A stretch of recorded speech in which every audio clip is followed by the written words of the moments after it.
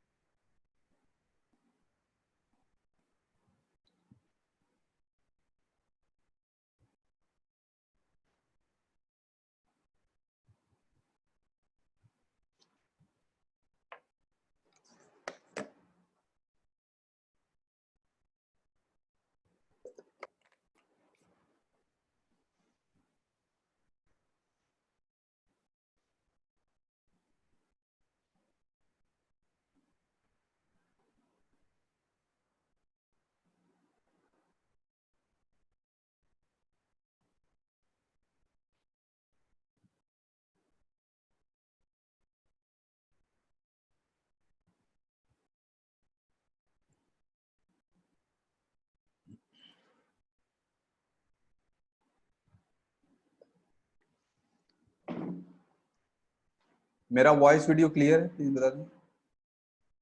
ठीक, thank you sir, thank you. चलिए prayer करके हम लोग शुरू करते हैं। फर्स्ट प्रे करते हैं। ओम सहनाववतु सहनौ भुनक्तु सह वीर्यं करवावहै तेजस्विनावधीतमस्तु मा विद्विषावहै। ओम शांति शांति शांति। हरि ओम तत्सत। Second player start. Jana Gana मन अधिनायक जय हे भारत भाग्य विधाता। पंजाब सिंध गुजरात मराठा द्राविड़ उत्कल बंग विंध्य हिमाचल यमुना गंगा उच्छल जलधि तरंग। तव शुभ नामे जागे तव शुभ आशीष मांगे। गाहे तव जय गाथा जन गण मंगल दायक जय हे भारत भाग्य विधाता। जय हे जय हे जय हे जय जय जय जय हे। भारत माता की जय, भारत माता की जय, भारत माता की जय। जय Shri Krishna. Third prayer. Each soul is potentially divine. The goal is to manifest this divinity by controlling nature, external and internal. Do this by work or worship or psychic control or knowledge. By one of these or more of these or all of these. Just be.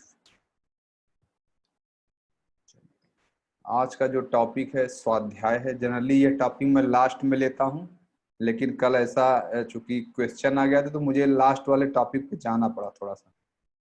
Kaikeyi का उदाहरण मैं एकदम last में लेता था हमेशा पिछले batches में। तो मैं लास्ट वाला टॉपिक आज सबसे पहले कंप्लीट करना चाह रहा हूँ। उस टॉपिक का नाम स्वाध्याय है।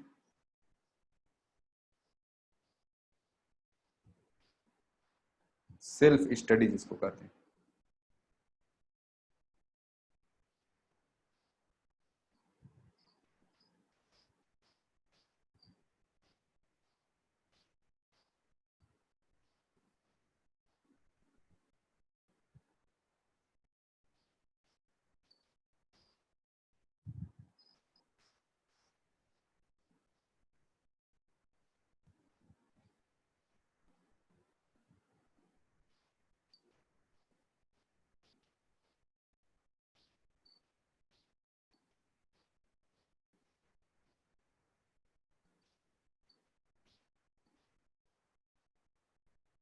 ये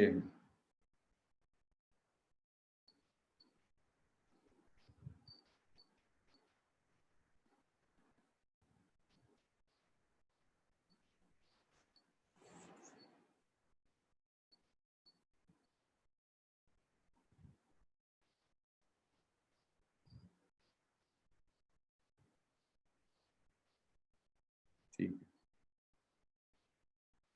तो अभी जैसे अहिंसा के बाद अगर नॉर्मल चलता तो आपकी सत्य की क्लास थी, लेकिन मैं स्वाध्याय में आ गया हूँ। और हर क्लास में आप देखेंगे मैं 2-3 एग्जाम्पल डिस्कस करता हूँ, फिर उससे चीज़ों को एनालाइज करता हूँ, एनालाइज करके आपको बताता हूँ जो कि हाँ ऐसा है। तो स्वाध्याय का जो एक नॉर्मल मतलब है सेल्फ स्टडी।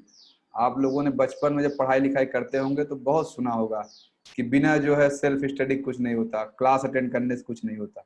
जब तक टीचर भी कहते थे जब तक आप घर पे बैठ के पढ़ेंगे नहीं तब तक आपको लेसन समझ में नहीं आएगा। ये हमेशा देख, चाहे जब रहे हो आप, कॉलेज में रहे हो, स्कूल में रहे हो, हर समय टीचर ये जरूर बोलते थे कि सेल्फ स्टडी बहुत जरूरी है। आ, क्या स्क्रीन फिर से बताए? क्या दीदी स्क्रीन समझा नहीं।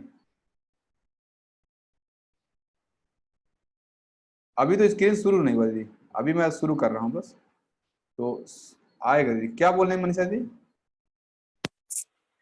सर वो लिखना था, अभी आपने जो बताया ना वो लिखना है।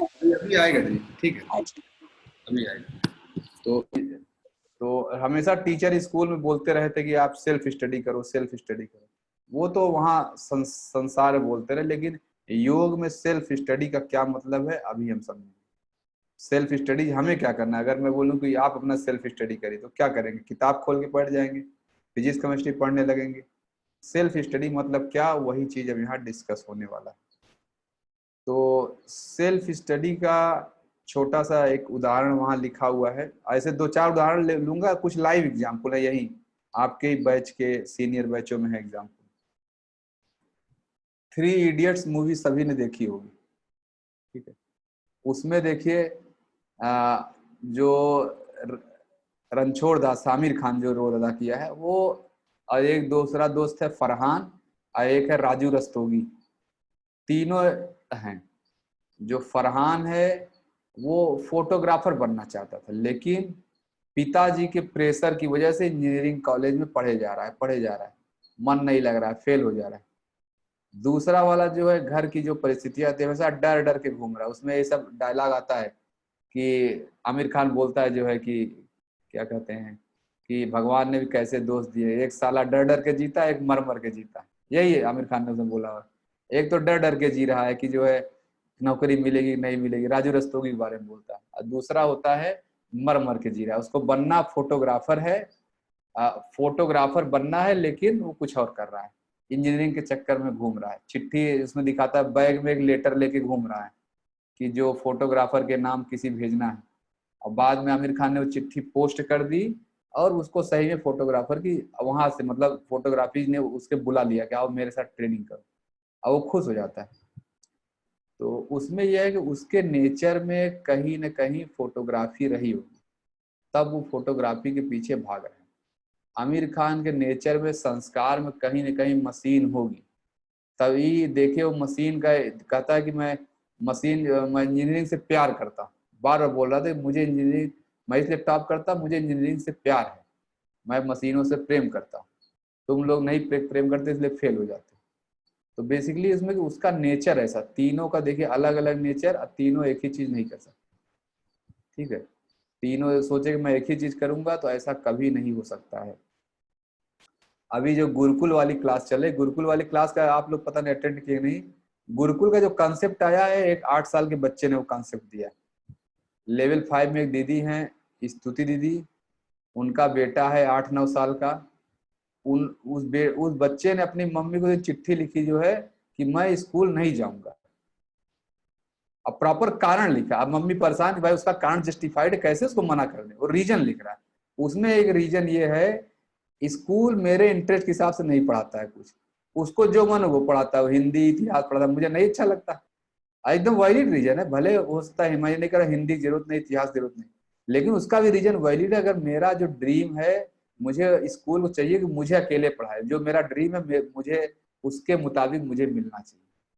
तो जो ड्रीम होता है, इसी को आप पैशन कह सकते हैं, या अंदर से कुछ भरा हुआ है। कुछ लोग होते हैं बचपन से आपको देख के ही लगता है ये तो गायक बनेगा, ये तो अच्छा डांस कर सकता है, या अच्छा इंजीनियर है, अच्छा नेता है, ठीक है?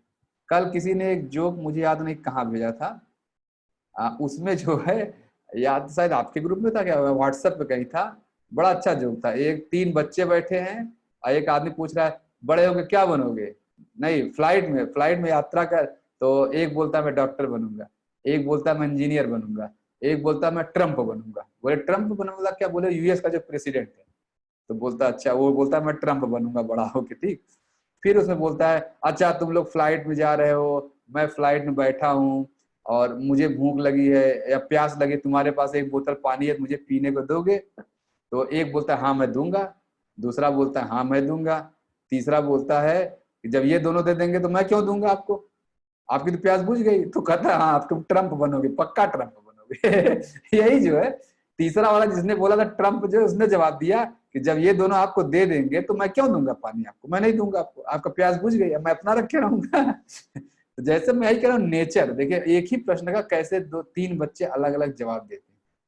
ये तो चलिए व्हाट्सएप पे एक जोक था, लेकिन ये कह रहा हूँ अंदर कुछ भरा होता है, कुछ ना कुछ अंदर संस्कार भरे हैं, उसी के हिसाब से आप बिहेव करते हैं, अलग अलग परिस्थिति में बिहेव करते हैं। तो वही चीज, वही सब चीजें यहाँ स्वाध्याय में डिस्कस होंगी। तो ये पहला उधर का हो गया। दूसरा जो है, इसी ग्रुपों में ऐसे एक सीनियर बैचों में एक स्टूडेंट हैं जिनका आयुर्वेद पैशन है, उनका आयुर्वेद में कोई पढ़ाई लिखाई नहीं है, कोई कोर्स नहीं, कोई डिग्री नहीं, लेकिन जैसे कहते हैं ना मुंह से बोलते हुए तो आयुर्वेद निकलता है। ठीक है, मैं उनको कई बार सर बोल चुका, शैलेंद्र सर, कि आप जो है आयुर्वेद का कोई कोर्स वोर्स करिए, नहीं कोर्स करें तो कभी किताब पढ़ लीजिए कोई। तो अभी जो आप रैंडमली बोलते हैं तो आपके मन में शायद ऑर्गेनाइज तरीके से निकलेगा, हो सकता है उन चीजों को जल्दी समझ जाएंगे। अब वो सर कुछ भी बोलते, मतलब ऐसा नहीं कि आपको ये चोट लगा है तो बोल देंगे हाँ यहाँ बैर का पत्ता लगा लो, कहाँ पढ़ा है, नहीं बस मैं ऐसे बोल रहा हूँ। और वो एकदम मतलब होता नहीं कि अंदर से कुछ निकल रहा है अपने आप ही, बिना पढ़े आयुर्वेद उनके मुंह से निकल रहा है। कोई आयुर्वेद का ABCD ए भी नहीं पढ़ा उन्होंने, कोई किताब नहीं पढ़ी, कुछ भी नहीं, लेकिन ऐसा हो रहा था। और वो क्या जॉब, क्या उनका प्रोफेशन है, मुझे टीचर बनना है। क्या टीचर बनना, मुझे प्राइमरी स्कूल में टीचर बनना है। तो आयुर्वेद में मैं उनको बार बार सजेस्ट करता हूँ कि आप आयुर्वेद पढ़िए, आयुर्वेद जब आपको इतना आता है तो पता नहीं कितने लोगों का भला कर देंगे। लेकिन उनका क्या है, नहीं नहीं मेरा हॉबी है, मैं करूंगा जरूर, लेकिन इससे रोटी, इससे पैसा थोड़े कमाया जा सकता है, इससे नहीं चलेगा। मैं टीचर बन जाऊंगा तो मैं एक जमीन खरीदूंगा, वहां अलग अलग पौधे लगाऊंगा। ठीक है, अब ये बेवकूफी नहीं तो और क्या है, मतलब जिसके मुंह से मुंह खोलते अगर आयुर्वेद निकल रहा है और आयुर्वेद के पीछे न भाग के टीचिंग के पीछे भाग रहा है तो मूर्ख व्यक्ति है। मैं उनको कहता ना आप मूर्ख हैं और कुछ नहीं, इसको एक लाइन में मूर्ख कहते हैं। आप सोच रहे हैं मैं पहले जब तक मेरी सैलरी न श्योर हो जाए, तो ऐसे तो निकल जाएगा जीवन, 30 साल में आप नौकरी पाएंगे, 40 साल नौकरी पाते दूसरी टेंशन शुरू हो जाएगी, शादी भी आ जाएंगे, बच्चे जाए, तब लगेगा मैं बैंक बैलेंस भी इकट्ठा कर लूँ 2 4 5 लाख, तब ये शुरू हो जाता है। जब 5 लाख इकट्ठा कर लूंगा तब जमीन, तो ऐसा नहीं कि आपने नौकरी किया जमीन खरीद लेंगे, जमीन तो 10 लाख रुपए की आएगी, कहाँ से आएगा 10 लाख रुपए, तब आप 10 लाख रुपए इकट्ठा करने चक्कर में बूढ़े हो जाएंगे, फिर आप वही लास्ट में हो सकता है 2 पेड़ लगा ही देंगे, उससे क्या फायदा। तो मैं उनको जो है, हाँ दीदी यही मैं कर रहा हूँ, पूर्व जन्म के रिलेशन होते, यही मैं चल रहा हूँ कि कुछ जो भी आपके अंदर संस्कार होते हैं वो पुराने जन्मों से आते हैं। तो ये जिनका मैं कह रहा हूँ ये आयुर्वेद वाले हैं। ऐसे आपके सीनियर बैच में एक हैं, ठीक है, उनका श्रुति नाम है। ठीक है, श्रुति नाम है, उनके अंदर एक खास बात मैं बहुत दिन से देखा हूँ, जब मैं योग नहीं जानता तब भी मैं देखता था कि ये श्रुति जो है कास्ट सिस्टम को लेकर क्यों इतना परेशान रहती है। कहीं भी अगर आपने अभी बोल दिया, मान ली शैलेंद्र सर खड़े बोल जाए मैं शैलेंद्र श्रीवास्तव, इसी में आपकी खिंचाई कर देंगे। बिना साइलेंट बोले काम नहीं चल सकता, तो श्रीवास्तव बोलना जरूरी था। ठीक है, वो तुरंत जो है इसी पे तुरंत श्रीवास्तव बोलना जरूरी था। आप मनुष्य हैं, मैं जानता हूँ, मैं जानती हूँ आप मनुष्य हैं, तो श्रीवास्तव बोलने की क्या जरूरत है। ठीक है, मतलब वो कि कहीं कास्ट का नाम आया तो एकदम चढ़ बैठना उसके ऊपर, कहीं कुछ आया, कहीं आपने उल्टा सीधा बोला। वो देश जो ग्रुप में जुड़ी हुई हैं, अब मुझे नहीं लगता कुछ फॉलो करती हैं, कुछ फॉलो नहीं करती हैं। लेकिन एक दिन क्या हुआ कि किसी ने आप ही के ग्रुपों में से किसी ने एक पोस्ट वहां कास्ट वाली डाल दी। ठीक है, तुरंत मुझे फोन किया, भैया मुझे आपके ग्रुप से निकल जाना है, आपके ग्रुप में कुछ नहीं, आप बताइए, वहां देख कास्ट पे कोई कमेंट कर रहा है, या तो आप उनको हटाइए नहीं तो मैं ग्रुप छोड़ दूंगी। अब मैं बोला ठीक है मैं देखता हूँ। ठीक है, लेकिन मुझे हंसी आ रही थी कि यहाँ तो खाने के लिए जुड़ी हुई हो, आज तक खाया कुछ नहीं, 4 महीना 5 महीना 6 महीना हो गया, एक भी खीरा नहीं खाया होगा, लेकिन उस पर उनको दिक्कत नहीं है, मतलब जिस काम के लिए ग्रुप में जुड़ी उस पर दिक्कत नहीं है। लेकिन एक ने ग्रुप पे कास्ट पे पोस्ट का कर दी, और कभी ऐसे मुझे 5 महीने नहीं फोन किया होगा, सीधा फोन करे मैं आपके इस ग्रुप में जुड़ी हूँ, आप प्लीज उसको हटाइए नहीं मैं आपका ग्रुप लेफ्ट कर दूंगी। अब मुझे मन में लग रहा था जो है कि बैठी क्यों, खाया तो कुछ नहीं, ना कोई फॉलो किया, न लेवल 3 क्लास अटेंड की, 4 की काम, लेवल 3 4 का तो अभी आना टफ हो गया, पहले तो कोई भी 3 4 में आता था। अब धीरे धीरे प्रोसेस टफ होता जा रहा है कि अब पहले फोटो देख रहे हैं, फिर ये हो रहा है। अब जैसे क्यों प्रोसेस टफ कर रहा हूँ, हाँ जो नहीं अटेंड कर रहा है उसको निकाल, क्योंकि इतना ज्यादा हम लोग मैनेज नहीं कर पा रहे। हाँ वो एम्प्लॉय 2 ही 3 हैं, वो कितना काम करेंगे, कितना हम उनसे डेटा मैनेज करें। इसीलिए चाह रहे हैं कि भाई जो नई क्लास में आ रहे हैं उनको बाहर कर देना, कम से कम काम कर रहे तो आराम से काम तो कर सकते हैं, या जितने लोग रहेंगे उनको हम क्वालिटी जैसे डिलीवरी कर सकते हैं। जो डिलीवरी करना है वो भी तो क्वालिटी वाला होना चाहिए कि हाँ, तब जितने लोग आ रहे हैं रेगुलर। तो जैसे एग्जैक्टली मैं उनका ही कह रहा हूँ कि वो 5 महीने कुछ भी नहीं, न खाया न पिया कुछ नहीं, एक दिन पोस्ट आए, खूब मुझसे भिड़ी है। मैं बोला हाँ कोई बात नहीं, मैं देखता हूँ, चलो देखता हूँ। मैं उनको एकदम स्पेसिफाई किया, ठीक है शांत रहो मैं देखता हूँ। लेकिन मन में मैं यही सोच रहा था आज तक एक खीरा नहीं खाया है, अब पोस्ट पे क्यों। तो ये सब बातें, उनको मैं आज से नहीं 10 साल से जानता हूँ, तो मैं हमेशा उनका फेसबुक और पोस्ट देख के मुझे बड़ा अजीब लगता था कि ये जब देखो इसी की बात करती रहती है और कोई काम नहीं बचा इनको। जब देखो मतलब पता चला कोई चाहे बीजेपी के नेता, चाहे कांग्रेस के नेता, चाहे भाजपा, कहाँ जहां उसने कास्ट के बारे में कुछ बोला सबको उठा के फेसबुक पर टांग देना है। मतलब एकदम उल्टा टांग के डंडा से मार रही है फेसबुक पे, ठीक है। मतलब अब सही तो मिल नहीं सकते, लेकिन फेसबुक पर निकाल निकाल के सबको ऐसे करना उनका। तो जैसे मैं कह रहा हूँ उनका नाम श्रुति है, श्रुति का मतलब वेद होता है। तो प्रॉपर पहले मैं नहीं समझता था ये क्या चीज है, कैसा क्यों ऐसा बिहेव करती। फिर धीरे धीरे मैं समझ गया कि हाँ वो एक प्रॉपर सही तरीके से बिहेव कर, वो नाम से ही बहुत कुछ आता है। ये दूसरा एग्जाम्पल हो गया। तीसरा एग्जाम्पल मैं एक लेना चाहता हूं। हाँ, तीसरा एग्जाम्पल है ये, ठीक है, ये ड्रामेटिक स्टोरी है ये भी। ये मतलब ऊपर वाली दोनों तो सत्य स्टोरी जो मैंने बताया, तीसरे वाली जो है मैं थोड़ा सा उसको ड्रामा की तरह क्रिएट कर रहा हूँ। ओरिजिनल मैं नाम वाम नहीं बताना चाह रहा हूँ, ठीक है, कल को कोई जो सुन ले तो कुछ दूसरी बातें हो जाए, ठीक है। 4 दोस्त हैं, एकदम 4 दोस्त हैं, चारों दिल्ली का मान ले मुखर्जी नगर एरिया में रहते हैं। मुखर्जी नगर एरिया जो आईएएस की पढ़ाई करने वाला स्टूडेंट सारे वहीं रहते हैं। मुखर्जी नगर, राजेंद्र नगर, ये सब दिल्ली की एरिया है। तो मान लिए चारों मुखर्जी नगर में रहते हैं, आईएएस की तैयारी कर रहे हैं, एग्जाम देते हैं, और चारों बहुत घनिष्ठ मित्र हैं, मतलब हर तरह से घनिष्ठता जिसको आप कह सकते हैं, घनिष्ठ मित्र हैं। एग्जाम दिए, चारों एग्जाम दिए, उसमें से 2 का जो है प्री निकल गया, एक मेंस भी निकाला, इंटरव्यू निकाला, फाइनली सेलेक्ट हो गया, एक आईएएस बन गया, प्रॉपर आईएएस। उसमें से एक दूसरा था, वो इंटरव्यू तक गया लेकिन इंटरव्यू नहीं सेलेक्ट हो पाया, और उसने साथ में एक दूसरा एग्जाम भी दे रखा था एसएससी का, जो सेक्शन ऑफिसर जिससे बनते, तो वो सेक्शन ऑफिसर वाले में बन गया, ठीक है। और बाकी 2 जो है कुछ नहीं बने, वो चुपचाप मुखर्जी नगर में तैयारी कर रहे हैं।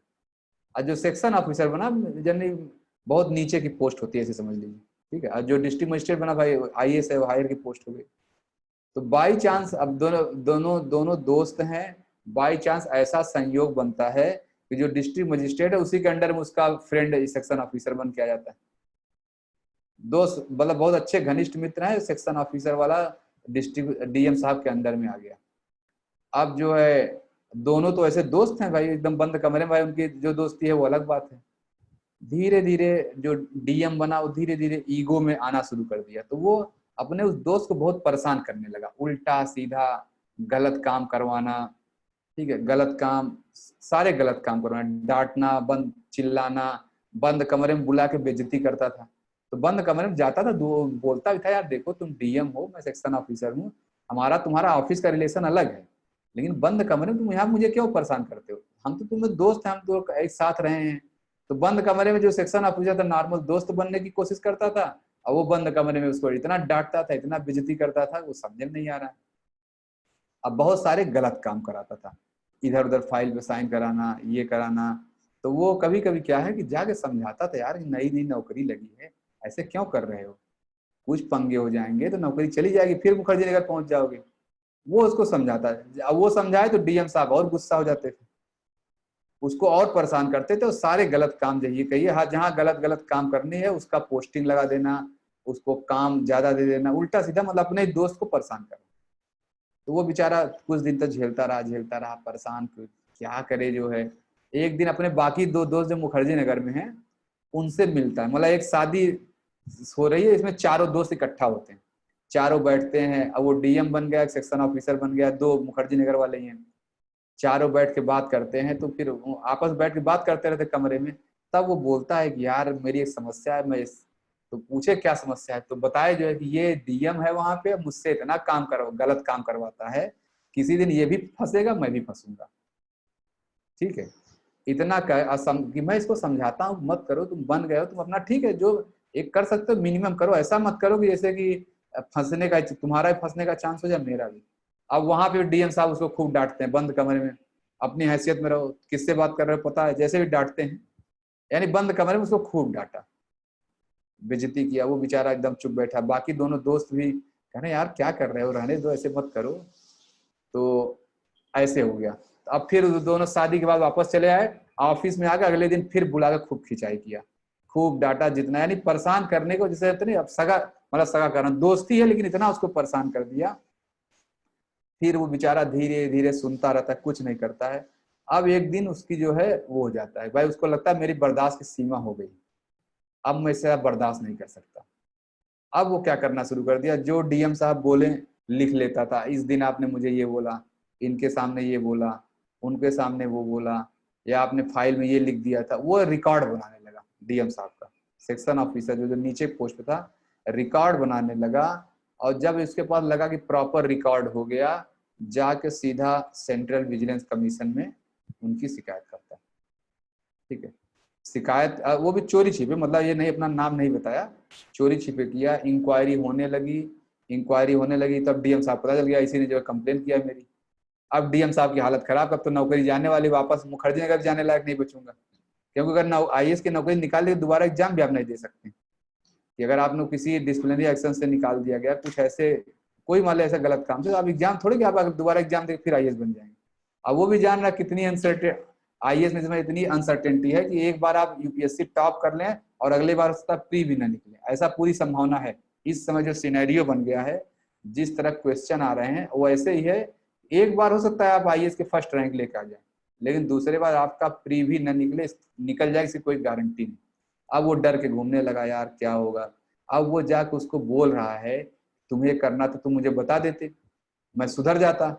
तो कह रहा है और कैसे बता दूं, हर कमरे में आके बता रहा हूँ, सब जगह बता रहा हूँ, और कैसे बता देता आपको बताइए।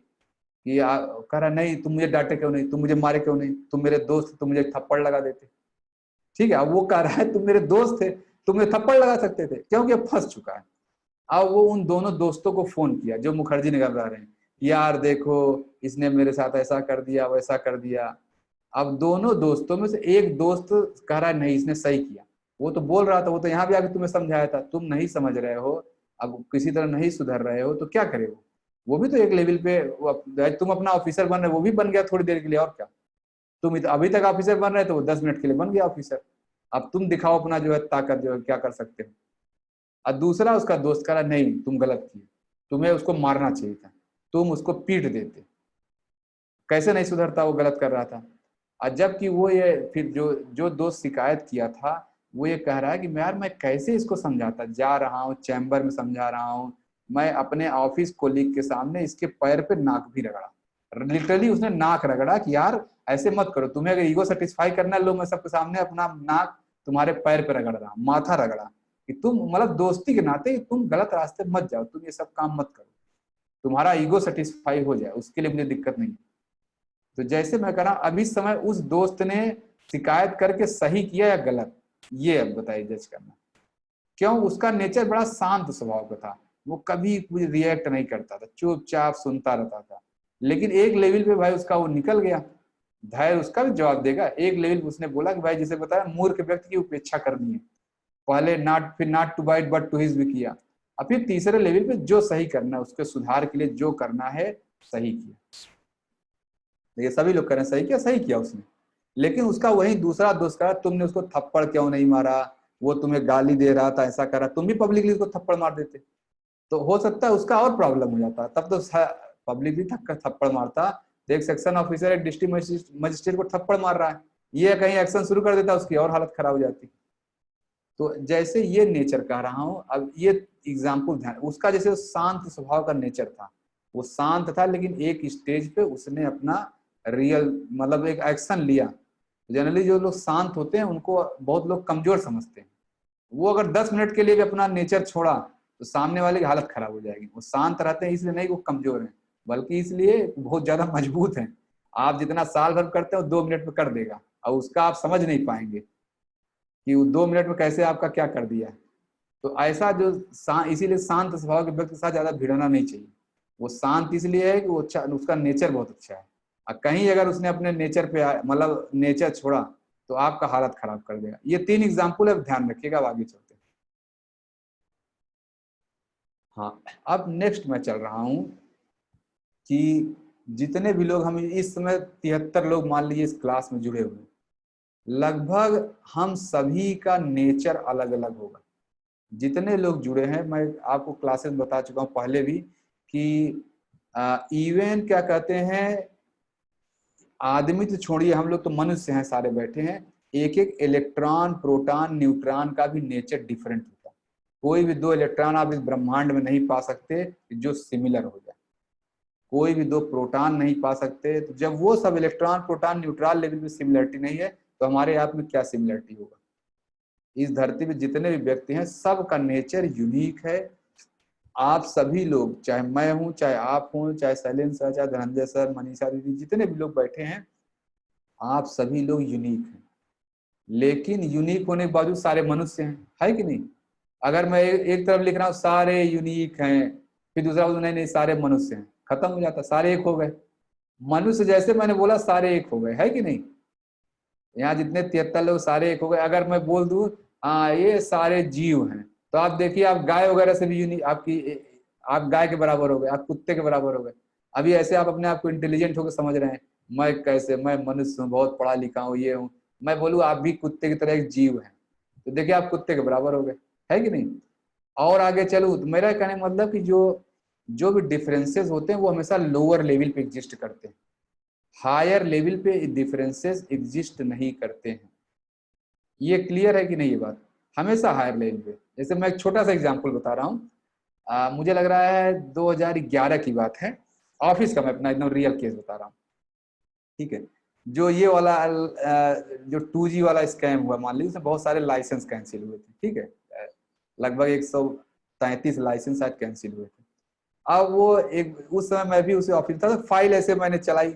अब जैसे ऑफिस में क्या होता है, नीचे के लोग 4-5 सेक्शन बना हुआ है, इस सेक्शन का ये काम है, उस सेक्शन का वो काम है, तीसरे सेक्शन का ये काम है। अब हर आदमी अपने सेक्शन के मुताबिक ही तो काम करेगा, है कि नहीं। वो फाइल मैंने इनिशिएट की, और फाइल होते होते सेक्रेटरी साहब तक पहुंची। सी चंद्रशेखर उनका नाम था, सेक्रेटरी साहब थे।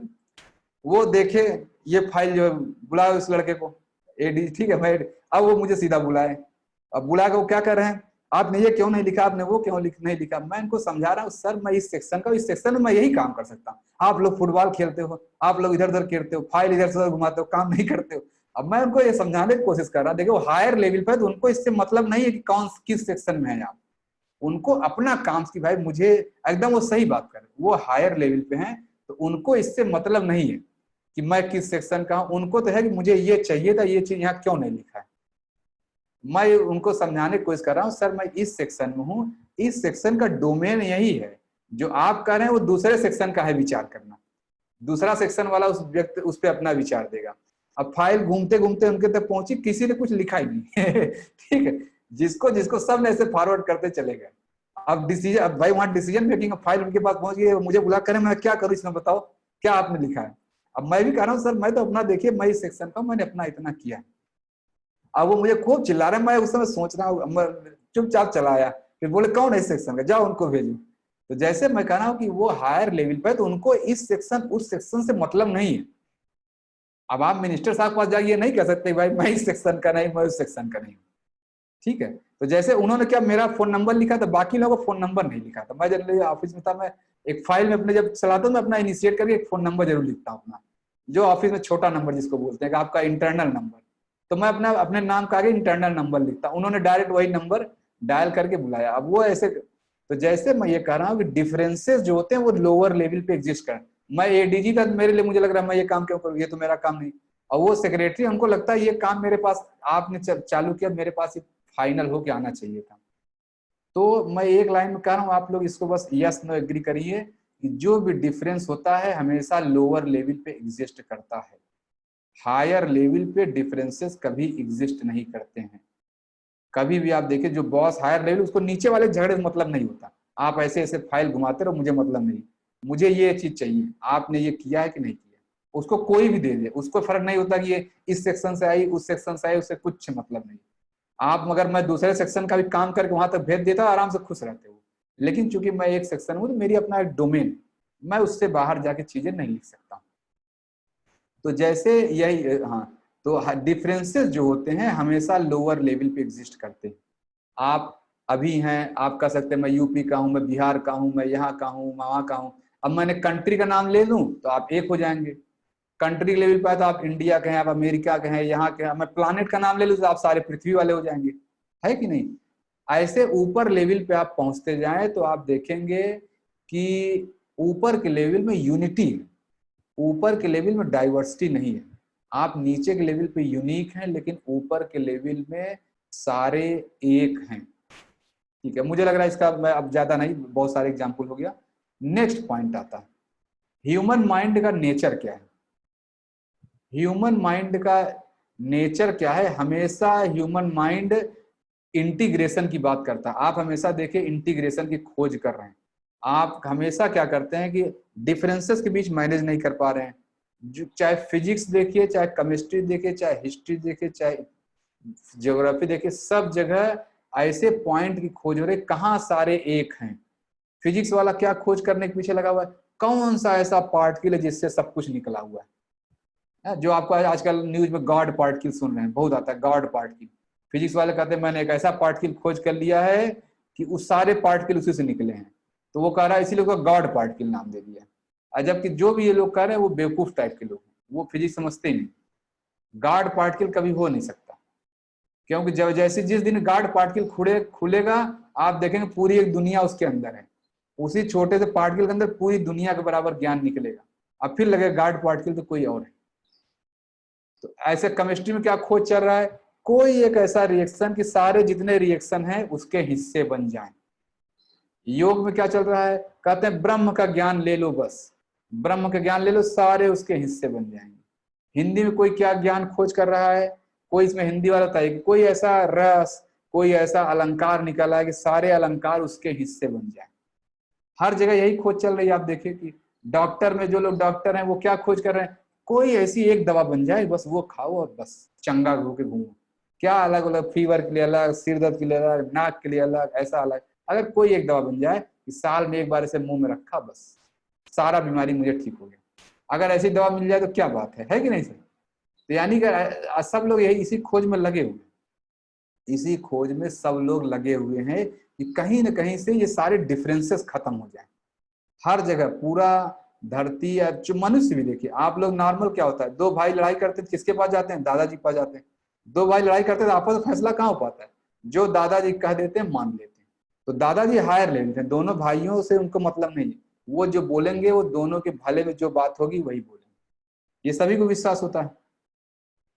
फिजिक्स वाले नेचर के नजदीक ज्यादा देखे जाते हैं। हाँ, ऐसे फिजिक्स वाले सर वही स्टडी कर रहे हैं तो नेचर के नजदीक ज्यादा है।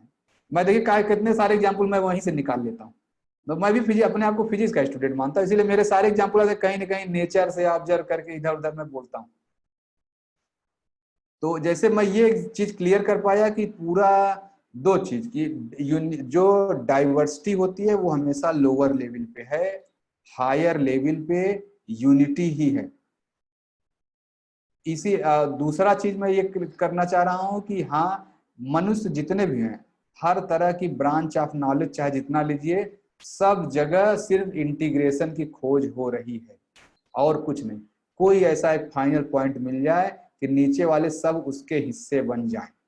इस पे यस और नो कहिए, हाँ ये समझ में आ गया, ये समझ में आ गया। दो चार लोग यस लिखे, हाँ। अगर नहीं समझ में आया तो बताइए, मैं इसको और एग्जाम्पल देता हूं। बहुत सिंपल बात है।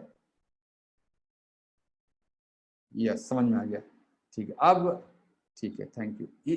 इंडियन सोसाइटी क्या नेचर है? इंटीग्रेशन देखिए, इंटीग्रेशन भी अलग अलग है। जो बाहर के लोग हैं वो बाहर इंटीग्रेट करने की कोशिश कर रहे हैं।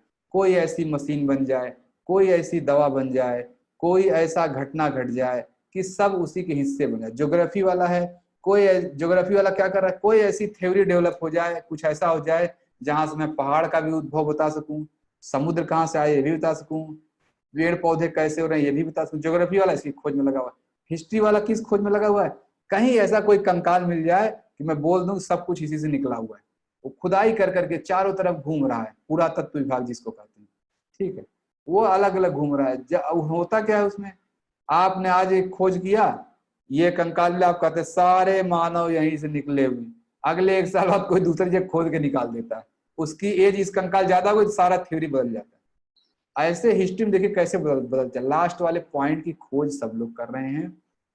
तो इंडिया में खास बात क्या है, बाहर के लोगों ने तो बाहर इंटीग्रेशन करने की कोशिश की कि बाहर क्या खोज है उसको मैं कर लूं। इंडिया में लोगों ने अंदर इंटीग्रेट करने की कोशिश की। अंदर क्या है, देखा ये शरीर है, बैठे शरीर के अंदर क्या है, अच्छा देखा ब्रीथ है इसके अंदर, फिर और अंदर जाके देखा अरे इसके अंदर विचार है, और अंदर जाके देखा बुद्धि है, बुद्धि के अंदर गया संस्कार है, संस्कार के अंदर गया कुछ और है। ऐसा कर करके इंडिया के लोगों ने अंदर की तरफ इंटीग्रेट कर लिया। अब फाइनल जिस तत्व पे पहुंचे कि हाँ, उसका नाम इंडिया में लोगों ने दिया ब्रह्म। ये एक तत्व है ब्रह्म, उसी सब कुछ बना हुआ है, इसीलिए बोलते हैं ब्रह्म सत्य जगत मिथ्या। इस धरती का सत्य ब्रह्म है, जगत ये मिथ्या है। अब मैं कहूँ कि ये स्टील की प्लेट है, ये लैपटॉप प्लास्टिक का है, ये सब नहीं, ये भी ब्रह्म है वो भी ब्रह्म है। इंडिया के लोगों ने बोला ये भी ब्रह्म वो भी ब्रह्म। तो इसको जैसे मैं कह रहा हूँ कि इंडिया के लोगों ने इन लास्ट में इंटीग्रेट करके उस शब्द का नाम दिया ब्रह्म, जिसको बाहर लोग फिजिक्स वाले कह रहे हैं गॉड पार्टिकल मिल जाएगा, गॉड पार्टिकल मिल जाएगा। तो ऐसे ठीक है। तो ये भी मैं बता दिया इंडिया का नेचर क्या है। लोगों ने बाहर इंटीग्रेशन करने की कोशिश की है और इंडिया अंदर, लोग अभी कोशिश कर रहे हैं बाहर खोजने की और इंडिया करके बैठा हुआ है। इंडिया को अंदर कोई खोज नहीं करनी है, बाहर कर सब करके बैठा हुआ है। कैसे आप लोग जो लोग फास्ट रहे, 7 दिन वाला फास्ट किन लोगों ने किया, इसमें किसी ने किया? हाँ, जैसे अनिता जी ने किया, मुक्ता जी, ये हाँ शैलेंद्र सर किए। अब शैलेंद्र सर आप बताएं, आप तो डॉक्टर हैं, आपने डॉक्टर का चलिए जो भी आपने अपना वो आयुर्वेद वाली पढ़ाई किया होगा, जो भी सर 7 दिन बेनिफिट है, कोई डॉक्टरी थ्योरी इसको एक्सप्लेन कर सकती है? नहीं कर सकती सर, नहीं कर सकती। 7 दिन सबको बेनिफिट है। डॉक्टरी बहुत है, यही कहता है कि पौष्टिक खाना खाओ तब शरीर मजबूत होगा, वो तो एक जनरल फार्मूला है। General formula. लेकिन यहाँ आपने न खा के ज्यादा मजबूत होगा। हाँ बिल्कुल, 7 दिन एग्जैक्टली। सात पूरे ऑर्गन को रेस्ट मिल गया सर, पूरे ऑर्गन्स को रेस्ट मिल गया। आप नहीं खाए और ज्यादा फायदा पा गए। बिल्कुल आप बिल्कुल। खा खा के, दवा खा के वो बेनिफिट नहीं मिलता। नहीं, दवाई से नहीं मिलने वाला। लेकिन देखिए इंडिया का ये फिलॉसफी को कह रहा है, अंदर घुस के उसने देख लिया कि हाउ मिनिमम। अभी सर मैं कह रहा हूँ अगर ऐसे हम लोग करते रहे, एक अगर कभी ऐसे जुड़े रहे, 1-2 साल बाद वो करूंगा, एक्स्ट्रा बात का जरूरत होता है। इसके बाद बात के परत में ये भी छोड़ा जाता है, पानी लिक्विड, और आप देखें उसमें और ज्यादा एनर्जी निकलेगी और ज्यादा अच्छा लगेगा। अभी आपको लग रहा है अरे बाप रे पानी पी लग रहा है, अभी तो क्या लग रहा है, चलो जैसे उस दिन 7 दिन के फीडबैक सब लोग कर रहे थे, आज पता चल रहा है कि हम लोग कितना कूड़ा करकट खा रहे हैं।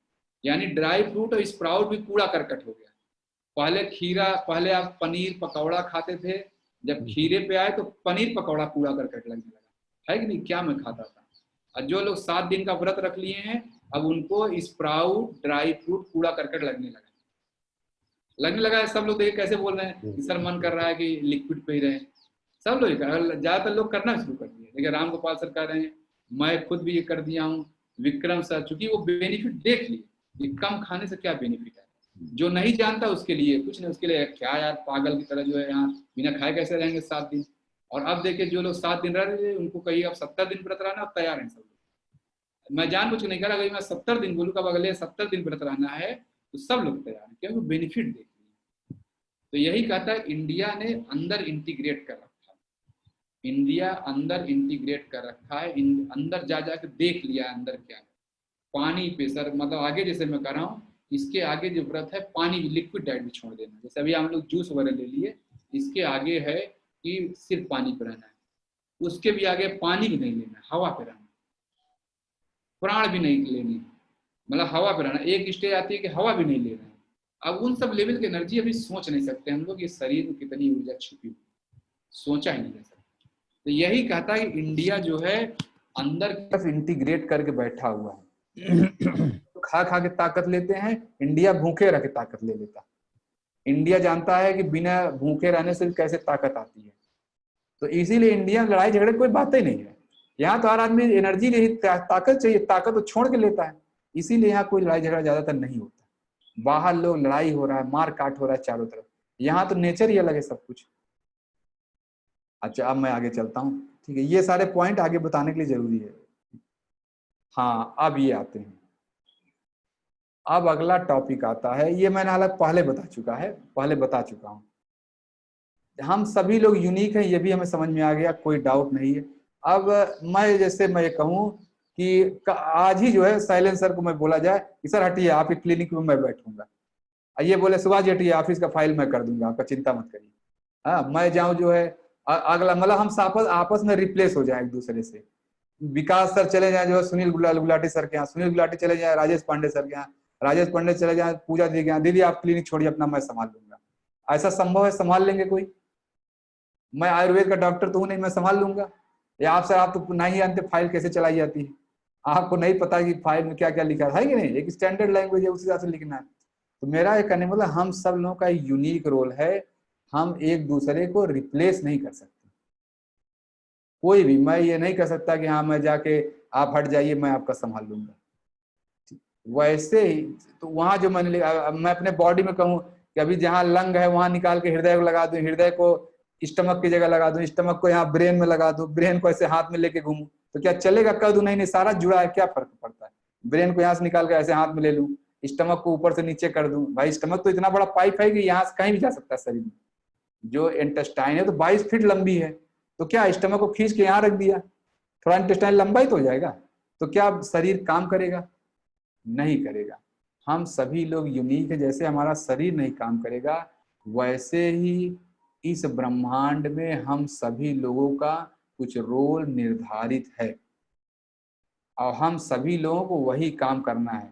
प्रॉब्लम क्या होता है, हम वो काम कर ही नहीं रहे हैं जो हमें निर्धारित है, इसीलिए हम सभी लोग बीमारी लेके घूम रहे हैं। जो आप शुगर, बीपी, कोलेस्ट्रॉल, थायराइड जितनी बीमारियां लेके घूम रहे हैं, इसका ओरिजिन यही है कि आपको वो काम जो काम करना चाहिए वो आप नहीं कर रहे।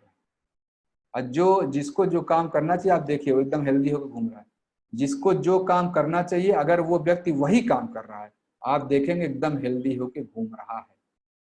अब्दुल कलाम जी का देखिए, एपीजे अब्दुल कलाम लास्ट में बताइए एकदम एनर्जी को, भले वो गिरे मर गए, गिरते ही भाषण देते तो मर गए, लेकिन देखिए लास्ट मोमेंट पे व्यक्ति कैसे मर रहा। सोचिए इससे अच्छी मौत कोई हो सकती है कि जिस काम के लिए पैदा हुए वही काम करते हुए मर जाए आदमी। इससे अच्छी कोई, अब्दुल कलाम जी की जो मौत हुई इससे अच्छी मौत कोई हो नहीं सकती। कुछ दिन पहले एक ऐसे वो थे आपके ही बैच में, नहीं मेरा जो ऑफिस वाला बैच है, जहाँ मतलब देश योग का जो मेरे मंत्रालय वाला बैच है, उसमें किसी ने एक पोस्ट डाला था। एक वो है जो सिख धर्म जो गाना वहां मतलब पूजा करते हैं, क्या उनको बोलते हैं, गुरु, कोई भी बोल सकता है, जैसे हम लोग क्या पुजारी होते हैं, सिख धर्म वालों क्या है जो वहाँ जो गुरुद्वारे में जो वो सब गाते रहते हैं, मैं उनका नाम नहीं जानता, कोई जानते बताएं। उसमें वो दिखा रहा है कि एक जो है गुरुवाणी गा रहे हैं, ऐसे एक वीडियो आपने सबने देखा हुआ, ग्रंथी, हाँ सर हाँ ग्रंथी जो है वो गुरु ग्रंथ साहिब गाना अपना वो गा रहे हैं, ऐसे गाते समय ऐसे झुके, लोगों को लगा कि गाने में इतना मंत्रमुग्ध हो गए, झुक गए, वो झुक गए, उठे ही नहीं, वहीं भी मर गए। ऐसे गा रहे ऐसे झुके, और लोगों को समझ नहीं आ रहा, लोगों को समझ में आ रहा है कि ये जो है इतना प्रसन्न हो रहे हैं और झुक के वापस उठे ही नहीं। तो जैसे मैं कह रहा हूं इससे अच्छी मौत कोई हो नहीं सकती है। इतनी अच्छी मौत क्यों मिली, जो भी उनका नाम रहा मैं नहीं जानता हूं, लेकिन मैं ये कह रहा हूं कि ये ऐसे लोग हैं, ये वही काम कर रहे हैं जिनको करना चाहिए। जो लोग धरती पे वही काम कर रहे हैं जिनको वो करना चाहिए, जिसके लिए ब्रह्मांड में आए हैं, उनको ऐसी अच्छी मौत मिलती है बड़े आराम से। ऐसे कब चले जाएंगे पता ही नहीं चला, जैसे लग रहा है चुटकी बजा रहे हैं, इसी सब कुछ हो जा रहा है। तो अभी करीब अभी मई चल रहा है, 31 मई को मेरे बॉस रिटायर हुए हैं, अभी यहाँ जहाँ मैं यहाँ कोची में हूँ, जो यहाँ के सीनियर डीडी थे। 31 मार्च को रिटायर हुए। जिस दिन रिटायर हुआ सब लोग उनको बधाई हो बोल रहे हैं। रात 4 बजे तक बधाई का फंक्शन हुआ, रात को हम लोग घर पे आए, सुबह फोन आया कि वो एक्सपायर कर गए। सुबह 31 मार्च को घर में बैठे हैं आराम से, आज रिटायर हुए हैं, खाना पीना खा के बैठे ऐसे हंस रहे हैं और तुरंत उसी में चले गए। यही अभी 31 मार्च की बात है, मतलब अभी 1 महीना हुआ समझिए। मतलब बैठे देखिए चला जाता है, इसको कहते हैं सबसे अच्छी मौत। या आप एकदम बिल्कुल रिलैक्स हो गए, ऐसे जा रहे हैं पता ही नहीं चला, सामने वाला को लग ही नहीं रहा है कि ये मर गए, ऐसे हो रहा है कि इनकी मृत्यु हो गई, इनको सामने वाले को यकीन नहीं हो रहा है। तो जैसे मैं कह रहा हूँ, ये वो लोग हैं जो अपनी लाइफ में जो काम करना चाहिए वो काम कर रहे हैं। हाँ दीदी, राजू सर हैं, साउथ इंडिया के थे, चेन्नई के थे, चेन्नई के सीजीएम थे, उधर से आए थे अभी। हाँ राजू सर, यस यस, देखिए प्रमोद, हाँ प्रमोद तो जानते हैं, जो आपके सीजीएम थे प्रमोद, उन्हीं की बात कर रहा हूँ, वो एक्सपायर कर गए हैं राजू सर।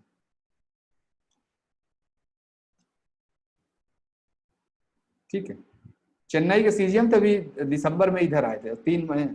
हाँ सॉरी, हाँ तमिलनाडु, वही वही चेन्नई से बोला, तमिलनाडु सीजीएम, वही राजू सर की बात कर रहा हूँ। 31 मार्च को रिटायर हुए और तुरंत ही, तो जैसे कह रहे हैं कि ये एकदम अच्छी मौत है। भाई मौत का दुख तो सबको ही है, लेकिन ये बेस्ट क्वालिटी की मौत होती है कि आपने अपना सारा काम किया, घर में बैठे और तुरंत चले गए। ठीक है, तो जैसे ये कह रहा हूँ कि ये हमारे नेचर में, नेचर ने हमें कुछ रोल दिया, अगर हम वो काम कर रहे हैं तो हमें टेंशन लेने की जरूरत नहीं है। अब हमें क्या काम करना है, अब आप सब लोगों का यहाँ पॉइंट आ जाता है। अब आप सब लोग कैसे पहचानेंगे कि क्या मैं वो काम कर रहा हूं? ठीक है, अब यहीं पे शुरू हुआ आपके नाम का महत्व। आपके नाम में ही बहुत कुछ पता चलता है कि आपको ब्रह्मांड में क्या रोल मिला हुआ है। अब मैं वही समझाने चल रहा हूं।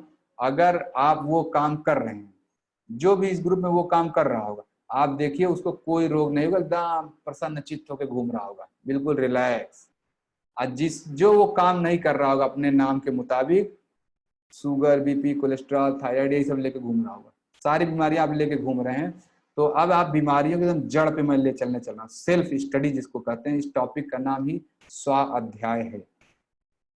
हाँ मनीषा दीदी, वही अब यही मैं क्वेश्चन बताने चल रहा हूँ कि हमें कैसे पता चलता है कि हमें क्या करना है। आपका नाम ही सब कुछ बताता है। अब मैं अगला बताने चल रहा हूँ, आपका जो ये नाम है कहाँ से आया। मैं कह रहा हूँ इसी ग्रुप में किसी का नाम मनीषा है, किसी का नाम सुनील है, किसी का नाम अनिल है, किसी का नाम विमल है, किसी का नाम धनंजय है। ये जो नाम है ये कहाँ से आए हैं? अब मैं बताऊं आपका नाम कहाँ से आया और हु डिराइव्ड योर नेम। ठीक है, ठीक है, अब मैं ये बताने चल रहा हूँ।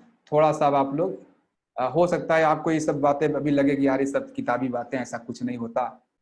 ठीक है, आप ये हो सकता है, तो जो लोग इस पे विश्वास कर लें तो ठीक है, जो विश्वास नहीं करेंगे, जब भी आगे, मैं तो फिजिक्स का स्टूडेंट ही अपने आप को मानता हूं, इस पूरी चीज को मैं क्वांटम मैकेनिक्स से प्रूव कर सकता हूं। मेरी जो अपनी क्वांटम मैकेनिक्स की स्टडी है, लेकिन मुझे समय नहीं मिल रहा, कम से कम मुझे 1 महीने चाहिए तो मैं उसको समराइज कर पाऊँ। क्वांटम मैकेनिक्स जो मेरी अंडरस्टैंडिंग बनी है कि क्वांटम मैकेनिक्स थोड़ा सा हायर लेवल पे चले जाइए तो वही उपनिषद बन जाता है, या उपनिषद को थोड़ा सा नीचे करिए तो वही क्वांटम मैकेनिक्स है। उपनिषद में कोई ऐसी बात नहीं लिखी है जो क्वांटम मैकेनिक्स में नहीं लिखा है। तो अगर ये बातें जो मैं बताने चल रहा हूँ, अगर ये आपको गलत लग रहा है तो इसका मतलब आप क्वांटम मैकेनिक्स को गलत मान रहे हैं। अगर क्वांटम मैकेनिक्स सही है तो यह सही है जो बोलने चल रहा हूँ। ठीक है, अब खुद ध्यान सुनिएगा। अच्छा, अनीता का मीनिंग अभी दीदी आता, लाइन से सबके नाम का मीनिंग मुझे बताना है। जितना मैं जानता हूँ, बहुत सारे मीनिंग मैं भी नहीं जानता हूँ। स्क्रीनशॉट ले लिया कर दीदी जल्दी से, तो ठीक है। हालांकि कोई मतलब, मैंने एक लाइन लिखा हाउ नेम डेराइव, अभी मुझे आधा घंटा बोलना है इस पे, इससे बहुत ज्यादा, लेकिन ठीक है आप लिख लीजिए। चलिए, अब मैं नाम पे आ जाता हूं आप लोगों के। जो जैसे मैं कहूँ कि अभी राजू सर एक्सपायर कर गए, या जिनका मैं ग्रंथी बोल रहा हूँ वो एक्सपायर कर गए, एपीजे अब्दुल कलाम का इस डेथ सभी ने देखा, वो तो सभी ने वीडियो देखा हुआ को बोलते हुए चुपचाप चले जा रहे हैं। जब किसी की मृत्यु होती है तो होता क्या है, एग्जैक्टली क्या होता है? योग इस बात को कहता है कि जब जो भी किसी व्यक्ति की मृत्यु होती है, हमेशा मृत्यु अन्नमय कोश की होती है। जो हमारा 5 कोश है, अंदर के 4 कोश कभी नहीं मरते हैं। जो लोग कहते हैं ना आत्मा ट्रेवल कर रहे हैं, हम लोग एक लंबी यात्रा पर हैं, ऐसे सब लोगों ने सुना होगा कि हाँ हम यात्रा पे हैं, इस संसार में तो बस थोड़ी देर के लिए रुके हैं, ऐसे ही बताया जाता है। तो ये एकदम 100% सही बात है। डेथ जब होता है सिर्फ अन्नमय कोश का डेथ होता है। बाकी अंदर के चारों कोष हमेशा जीवित रहते हैं और वो एक से दूसरे, दूसरे से तीसरे में ट्रेवल करते रहते हैं। मैं यहाँ इस समय बैठा हूँ तो वो इस कमरे में मैं अकेले नहीं हूँ, इस कमरे में बहुत सारे लोग होंगे, लेकिन अन्नमय कोष के साथ मैं अकेले हूँ। ये एकदम बात सही।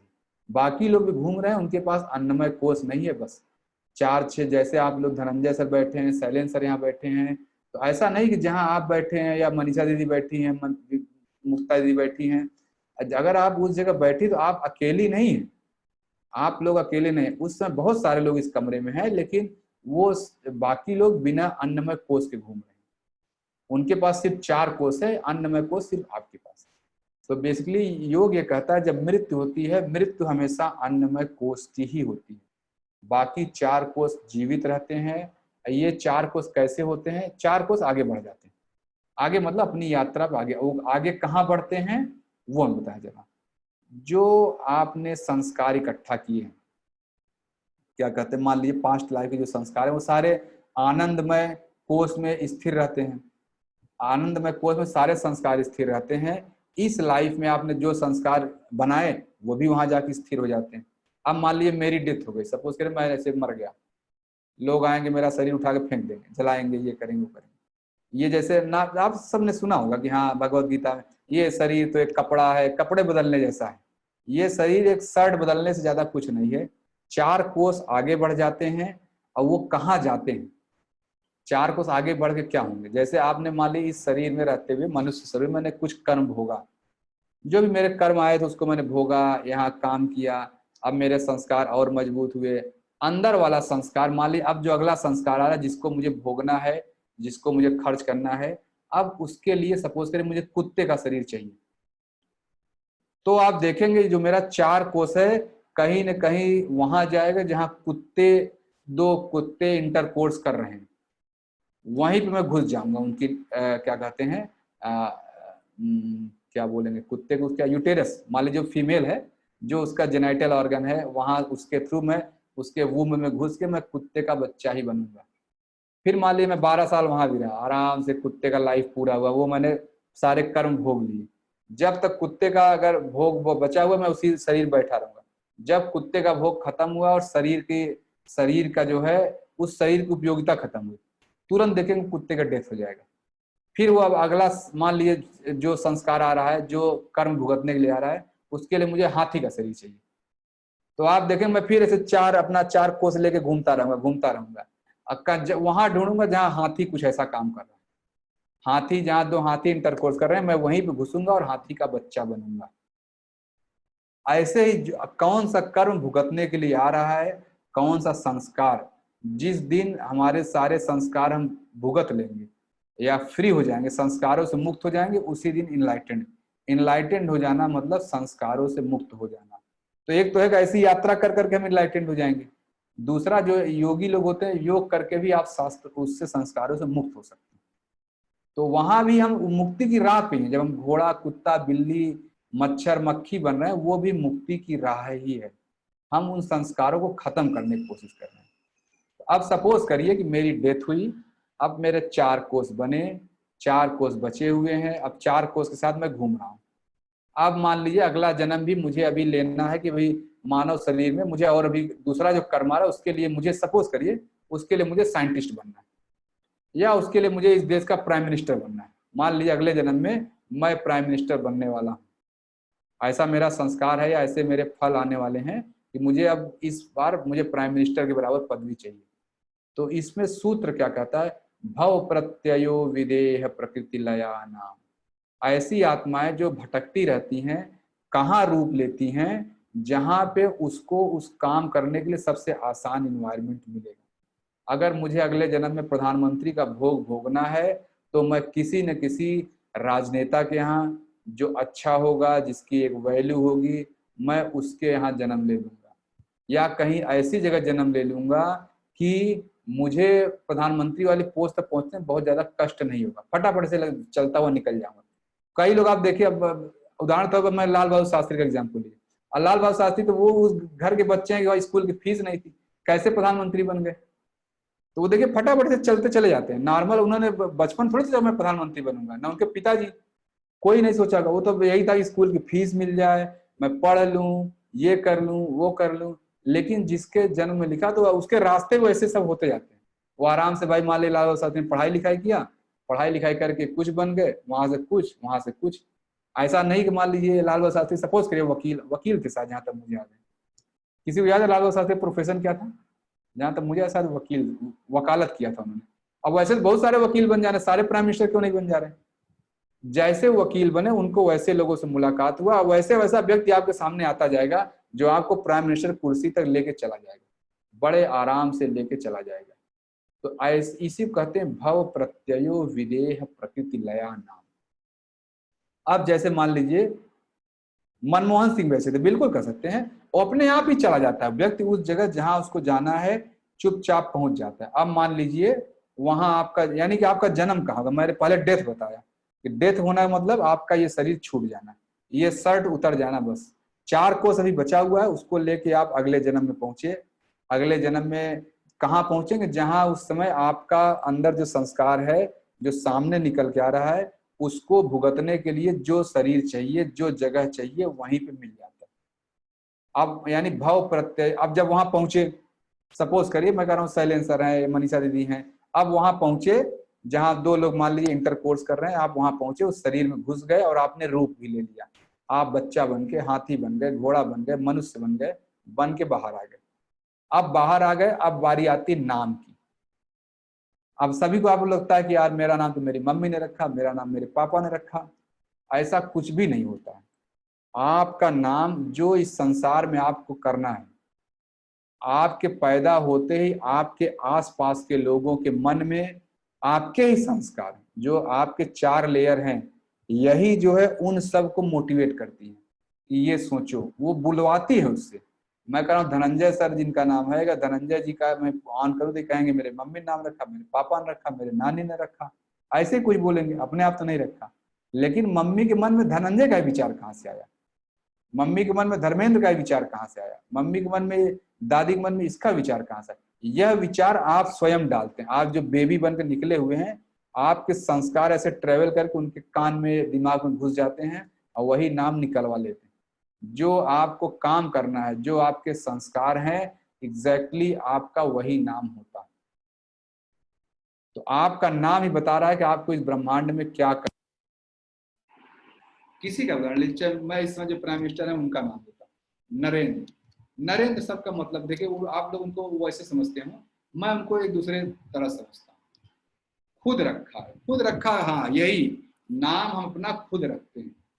जितने भी लोग, किसी का सीलू नाम है, किसी का धनंजय नाम है, किसी का शैलेंद्र नाम है, किसी का मुक्ता नाम है, किसी का विमल नाम है, किसी का राजेश नाम है, किसी का पूजा नाम है, यह नाम आपने खुद ही रखा है। ये दिमाग से आज भूल जाइए कि किसी और ने मेरा नाम रखा, किसी और ने नाम नहीं रखा, ये नाम आपने खुद रखा है। और नाम कहाँ से आते हैं कि आपको जो इस लाइफ में काम करना है, मैंने भी खुद, सभी का दीदी सबका यही हाल है, आपने अपना नाम खुद ही रखा। अब इसमें आगे चलते हैं। तो अच्छा, अब मान लीजिए जैसे, हाँ नरेंद्र मोदी का एग्जाम्पल ले, नरेंद्र मोदी के बारे में आप लोग पता नहीं जानते होंगे। नरेंद्र मोदी स्टार्टिंग में, अपने लाइफ की स्टार्टिंग, जब उनका करियर पढ़िए तो उन्होंने बताया कि उनको लाइफ में चेंज क्या हुआ। पहले वो ऐसे गए कहीं आरएसएस की लाइब्रेरी में, नॉर्मल गरीब घर के थे, कहीं आरएसएस लाइब्रेरी में घूमते हुए पहुंचे, उनके हाथ स्वामी विवेकानंद जी की किताब लग गई। उन्होंने उसको पढ़ना शुरू किया और पढ़ के इतना उनको अच्छा लगा, बाप रे ऐसा भी कोई व्यक्ति हो सकता है। स्वामी जी का जब पढ़ेंगे, मैं भी ऐसे पढ़ के मैं कैसे देखिए यहाँ भगवान मान के घूम रहा हूँ। जब तक नहीं जानता तो मुझे लगता है यार क्या है, एक व्यक्ति है वहां जाके भाषण दे दिए, फेमस हो गए, मैं उनको इससे कुछ नहीं समझता।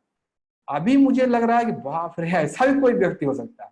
अब उस व्यक्ति के, स्वामी विवेकानंद जी की पर्सनालिटी समझने के बाद लग रहा है ऐसा भी कोई हो सकता है क्या, कि एक शरीर में इतने सारी बातें आ सकती हैं। जब उनको पढ़ेंगे तब, जैसे मेरा भी वो फीलिंग आ चुका है कि वैसा व्यक्ति कोई हो ही नहीं सकता, बहुत मुश्किल है।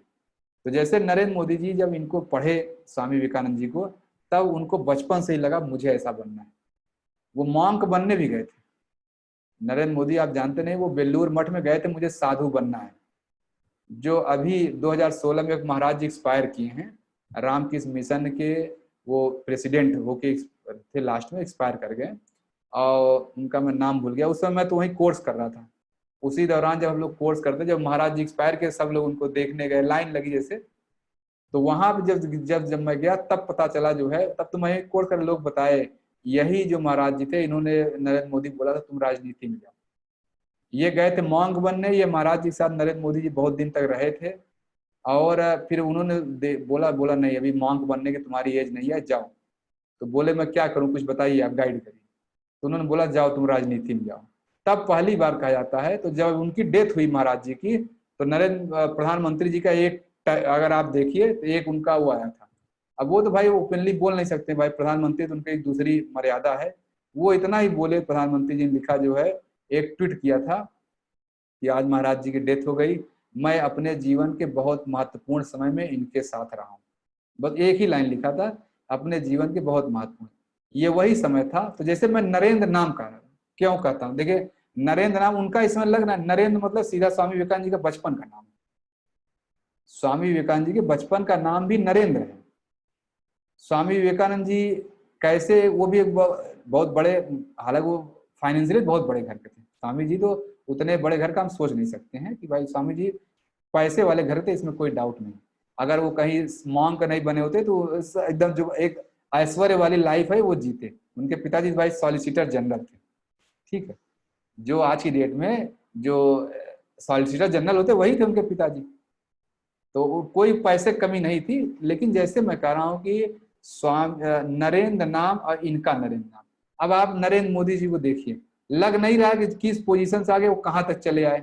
नरेंद्र नाम को एकदम सट वो कर दिया, चरितार्थ। नर मतलब क्या होता है, जो मनुष्यों में सबसे सर्वश्रेष्ठ है। कहाँ से वो कहाँ पहुंच गए हैं, देखिए उनको किस तरह का काम कर। मैं किसी पार्टी का पक्ष नहीं ले रहा हूँ कि यहाँ मैं बीजेपी का, कांग्रेस का, मैं ये नहीं कह रहा हूँ। कांग्रेसी भी ये सब बात मानते होंगे मन से कि हाँ वो सही में नरेंद्र है, जिस तरह काम। और तो राजनीति है, थोड़ा वो उठक पटक चलती रहती है, लेकिन नरेंद्र नाम का व्यक्ति ही ये सब काम कर सकता है जो इस समय कर रहे हैं। जैसे मैं कह रहे उस दिन आपको लेवल 5 वाली क्लास में मैंने पूछा, इस समय अगर कोरोना के लिए मैनेजमेंट के लिए ढूंढा जाए तो लोग किसको चुनेंगे आप धरती पे? सब ने एक स्वर में कहा कि नरेंद्र मोदी जी को। जो भी आए समस्या, भी नहीं कह रहा, हो सकता है समस्या भी पीक आना बाकी है, लेकिन सोचिए कि हमारे से 10वां हिस्सा, यानी अमेरिका के हम 10 गुना हमारी पॉपुलेशन है, ज्यादा ही 10 गुना ज्यादा पॉपुलेशन है। हमारे यहाँ कितने लोग की डेथ हुई है? अभी 1200-1300 में गिनती चल रही है, वहां तो 50,000 लाख में गिनती पहुंच रही है। तो ये मैनेजमेंट साधारण मैनेजमेंट थोड़ी है, यानी 10 गुना ज्यादा पॉपुलेशन के साथ डेथ 1% भी नहीं हुई अभी यहाँ पे। तो ये नरेंद्र जैसा, नरेंद्र नाम का व्यक्ति ही कर सकता है। और वो कहीं भी रहेंगे, मैं कह रहा हूँ प्रधानमंत्री हैं, उनको भी साइंटिस्ट बना दीजिए, उनको डॉक्टर बना दीजिए, वो वैसे ही करते रहेंगे सारा काम। तो ये मैं बता पाया, इसके आगे मैं कल चलूंगा। मैं आज ये बताना चल रहा हूं कि आपका नाम ही आपका महत्व को बताता है, ठीक है।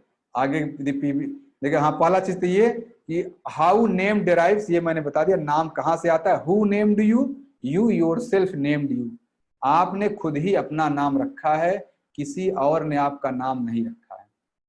अब अच्छा जी, फिर मैं आगे वही पॉइंट लिखा हूं, जिनको भी अगर इस पतंजलि योग दर्शन की इस बात पे विश्वास हो, जिनको भगवत गीता विश्वास हो, वो तो ये बात मान लें।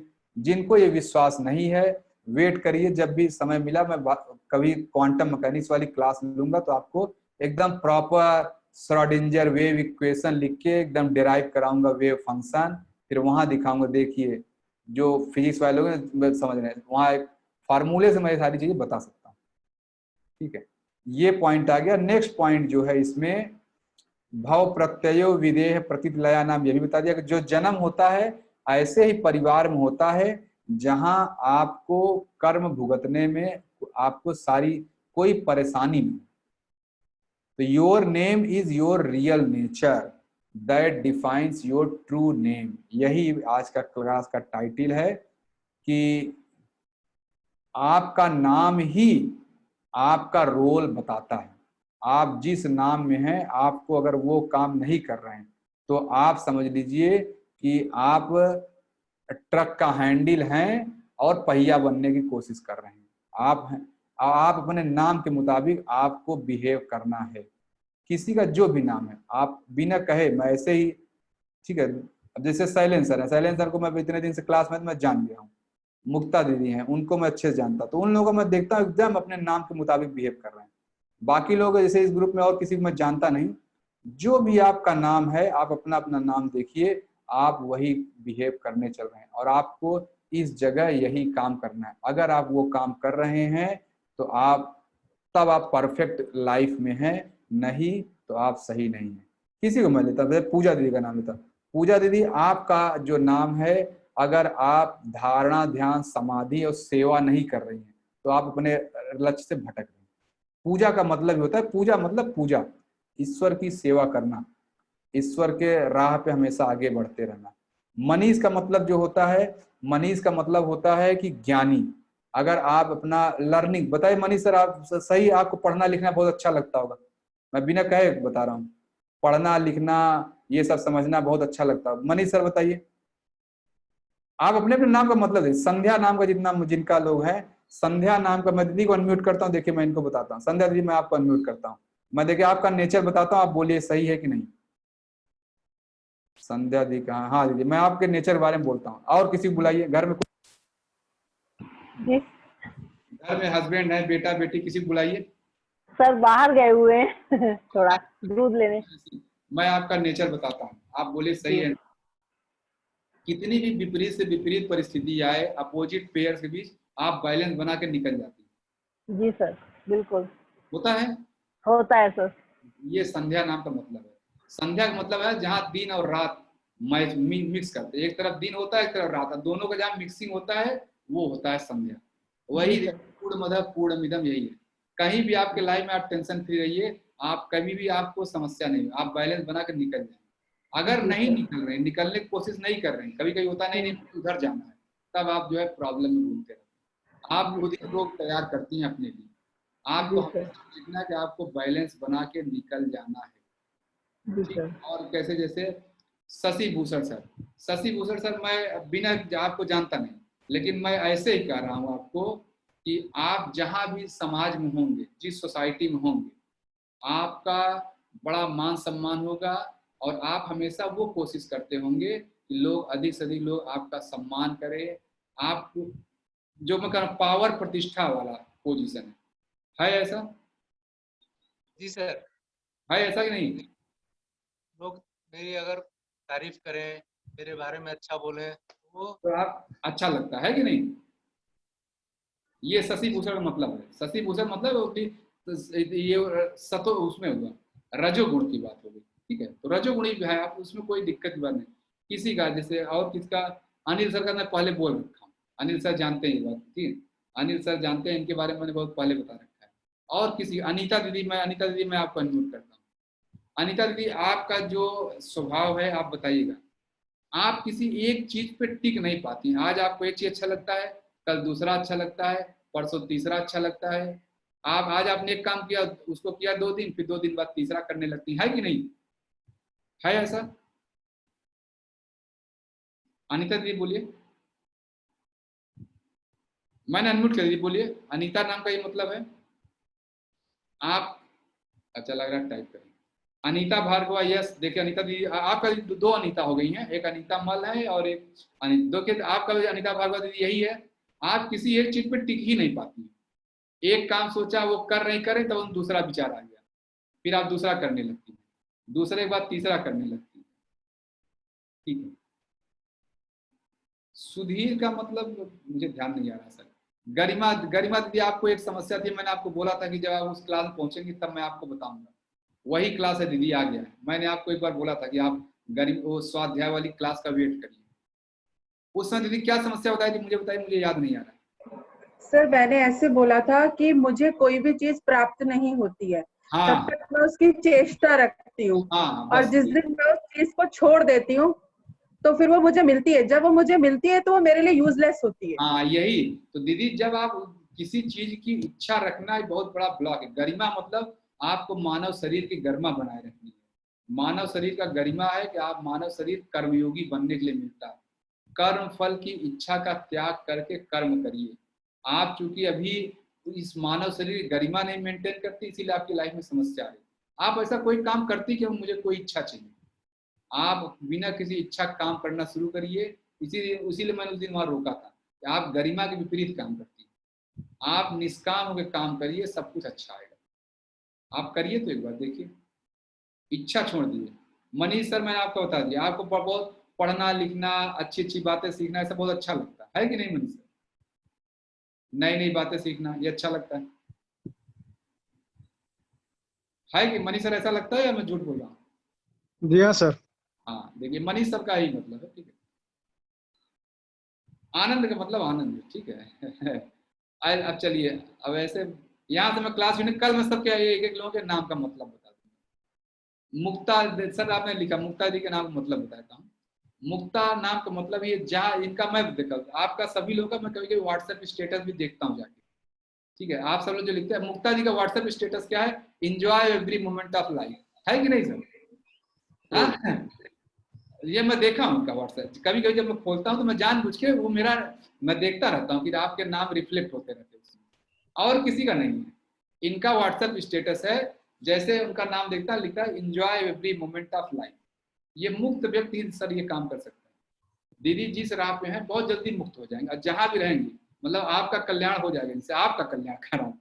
आप जो है कभी दीदी का साथ छोड़ने की कोशिश मत करिए, इस जन्म में अगले जन्म में बिल्कुल से एकदम मुक्त, वो खुद भी मुक्त होंगे और आपको मुक्त कर देंगे। मुझे तो कर दिया उन्होंने, मुझे कोई डाउट नहीं। मैं दीदी से एक दिन के लिए जुड़ा, जिस दिन जुड़ा था ये मुझे जानती भी नहीं थी, मैं भी इनको नहीं जानता था, तब मैं नाम का महत्व भी नहीं जानता था। अब तो मैं समझ गया हाँ मुझे क्यों वो घटना मेरे साथ घट गई। 10 मिनट के लिए 20 मिनट के लिए मैं दीदी के चैम्बर में गया था, और वहीं पे भाई मैं तो मुक्त कर दिया दीदी ने मुझे। मैं तो कह रहा हूँ मैं मुक्त हूँ, आपको दीदी खुद मुक्त है और हो जाएंगी जल्दी, और आपको भी कर देगी। ये जहाँ रहेंगी वो सच्चिदानंद वाला ज्ञान बढ़ता रहेगा, मतलब हर ऑफिस में चाहे जहाँ भी रहें प्रसन्नता फैलाती रहे। और जानी बाकी वो सब है, गाली गलौज होने वाले लोग भी रहते हैं, ऑफिस में बुराई करने वाले लोग हर जगह रहते हैं, वो भी होता है, ठीक है। और सीलू नाम का नहीं जानता हूँ।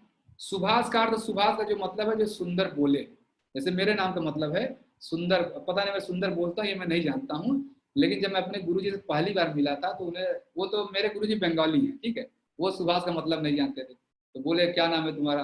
तो मैं बोला सर सुभाष नाम है। क्या मतलब होता है? मैं बोला था सुंदर का मतलब सुंदर जो बोले। तो जबकि मेरा स्वभाव क्या है, मैं बहुत चुप रहने वाला व्यक्ति। अभी मैं 3 साल से जो बोलना शुरू किया तो मेरे गुरुजी से बोले, तो मुझे बोले जो है कि मैं मुझसे पूछे सुभाष क्या मतलब? बोला सुंदर बोलना। तो मैं बोला सर लेकिन मैं तो बोलता नहीं, मैं तो बहुत शांत रहता हूँ, मैं बहुत शांत स्वभाव का व्यक्ति हूँ। जो मुझे बाहर जानते हैं, मैं कुछ आप मुझे कहिए 6 घंटे बिना बोले रहिए तो मैं 7 घंटे रह के आपको दिखा सकता हूँ, चुपचाप ऐसे बैठा रहूंगा, आवाज नहीं निकलेगी। तो जैसे कह रहा हूँ, ठीक है। तो अब जैसे मैं ये कह रहा हूँ कि वो मेरे गुरुजी बोले कि तुम्हें तो बोलना है, तो मैं उनको बोला जो है सर को, सर मैं तो बहुत शांत रहता हूँ, मुझे बोलना अच्छा नहीं लगता। तो मेरे गुरुजी मुझे यही बोले कि तुम्हें अभी क्या बोलना है तुम जानते ही, पहले वो तुम जानो तो क्या बोलना है। फिर बोले अब मैं तुम्हें बताऊंगा। फिर उन्होंने मेरे 1 साल में उनके सानिध्य मेरा बहुत कुछ, वो जो बोलते गए ये पढ़ो वो पढ़ो, आज ये पढ़ लो आज वो पढ़ लो, जो वो कहते थे मैं चुपचाप पढ़ता गया। अब मुझे लग रहा है उनके सानिध्य में मैं 8-9 महीने ही निकाला हूँ, और जब से बाहर निकला हूँ तब तक शायद शांत हुआ ही नहीं। 30 जून 2017 से आया हूँ, लगातार बोल ही रहा हूँ। तो ये बेसिकली वो मेरे गुरु ये कहते हैं हाँ अब तुम सुभाष नाम का मतलब अब तुम सही कर रहे हो, जो सुभाष करना चाहिए वही तुम काम कर रहे हो। और उनका कई जगह जैसे ये गाइडेंस है कि तुम सिर्फ बोला करो।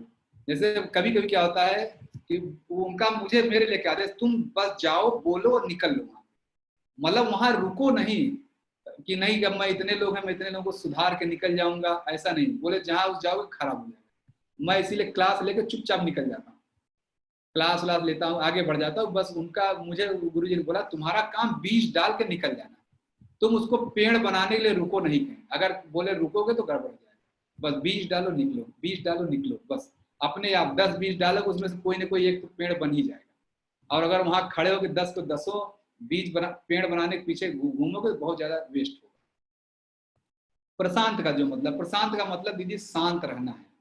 अच्छा देखो अनीता दी लिख रही है मेरे हस्बैंड के नाम भी सुभाष है पर वो मीठा नहीं बोलते। बोलना दी तब वो अपने नाम के मुताबिक सही काम नहीं कर रहे हैं, अपने नाम के मुताबिक वो सही काम नहीं कर रहे हैं,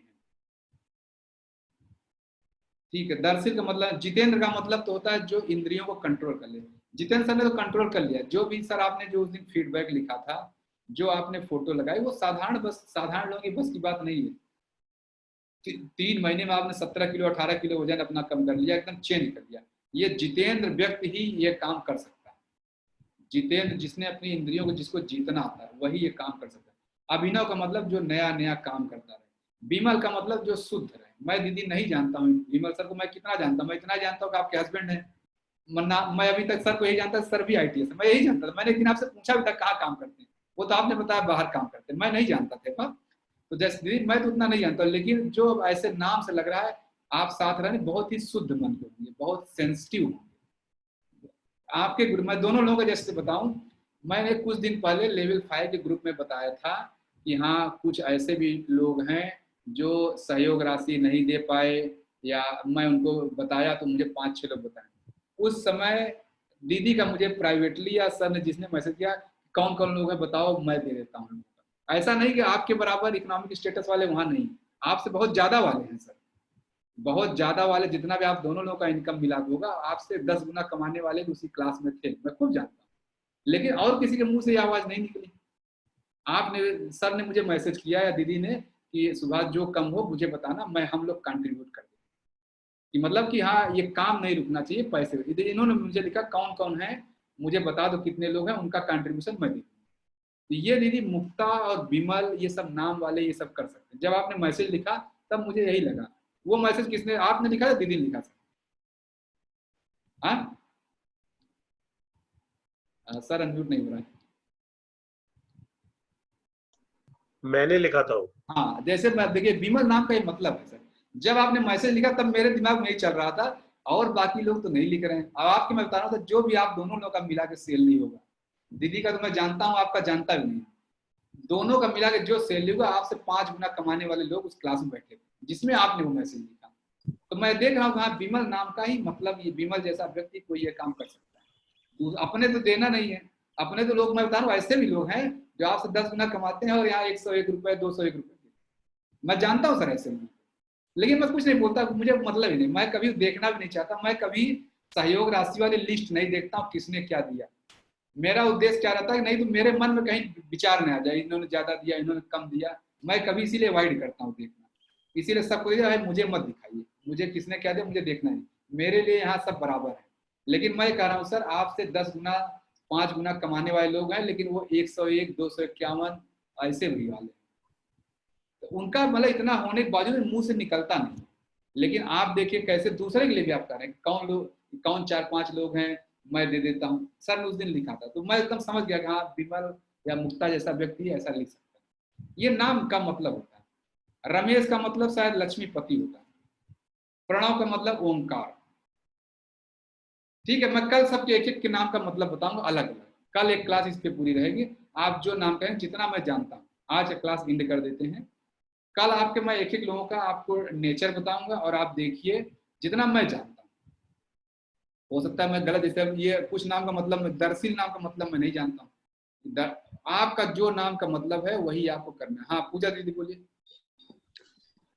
सर जैसे आपने कहा कि साधना ध्यान वगैरह आपको करना चाहिए, बेसिकली जो मेरी नेचर थी यही थी। ऐसे अनमैरिड थी, कॉलेज में भी मुझे सुबह पूजा पाठ करना, फास्ट रखना, जो आपने अब कराया लिक्विड वाला फास्ट में पूरे नवरात्रे हर बार रखना ही रखना है अकेला पानी पे।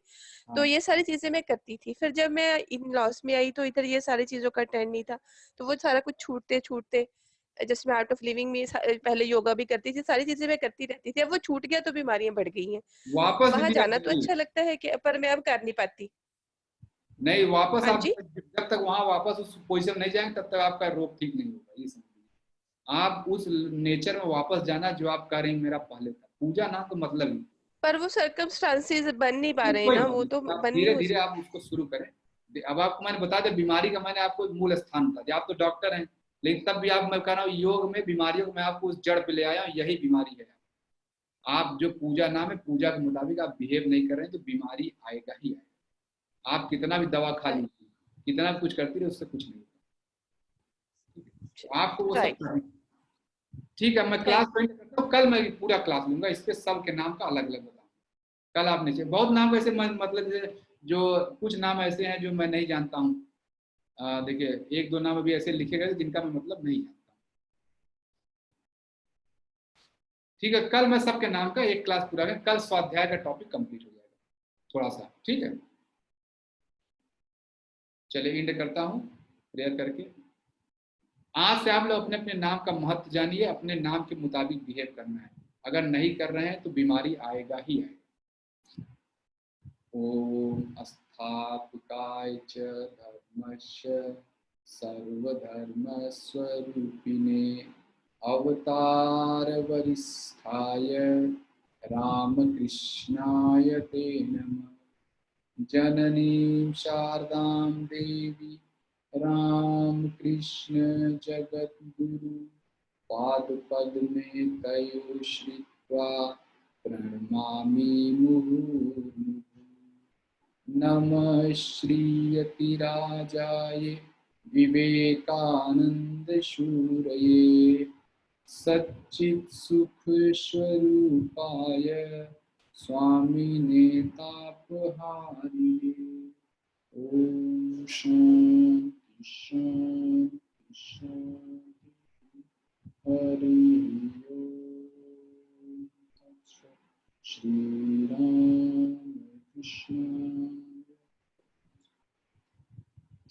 जय श्री कृष्ण, राधे राधे। और कल जो है सभी के नाम का मतलब बता के एक टॉपिक में बताऊंगा कि जो आपकी लाइफ में समस्याएं, आप मैं कहूँ कि आप जैसे मैं कह रहा हूँ पूजा दीदी का है, अब ये कह रहे हैं कि मैं अपने नाम के मुताबिक बिहेव करना चाहती हूँ लेकिन हो नहीं पा रहा है, तो वो जो समस्याएं आती है उनको कैसे टैकल करें, जो आपको आपके नाम के मुताबिक बिहेव नहीं करने दे रहा है, वो कल डिस्कस करेंगे। कोशिश करेंगे कल कंप्लीट हो जाए स्वाध्याय का टॉपिक। ठीक, नमस्ते सभी सभी। राधे राधे, जय श्री कृष्ण, राम राम, बम बम बोले।